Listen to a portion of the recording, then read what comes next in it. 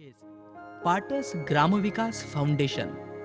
याच फाउंडेशनच्या माध्यमातून पाटस गावामध्ये विकासाची गंगा वाहू लागली.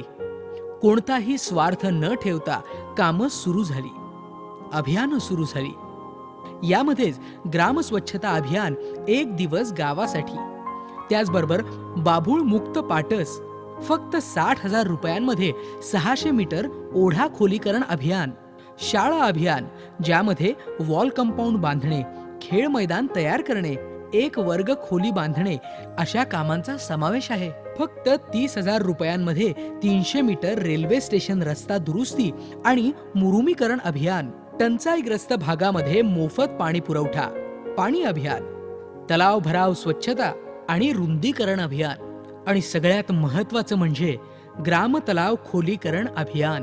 ही अभियानं पाटस ग्रामविकास फाउंडेशनने राबवली आणि यशस्वीरित्या पूर्ण देखील केली. पाटस ग्राम तलावातील गाळ काढण्याचा 100 वर्षांपासूनचा प्रश्न फाउंडेशननं मार्गी लावला. गावाचा मुख्य पाणी स्रोत म्हणून या तलावाकडे पाहिलं जातं. तलावातील गाळामुळे पाण्याची पाझर क्षमता कमी झाली होती. विहिरी, बोरिंग मधील जलपातळीचा प्रश्न उभा राहिला होता. परिणामी गावाला दुष्काळ सदृश परिस्थितीचा सामना करावा लागला.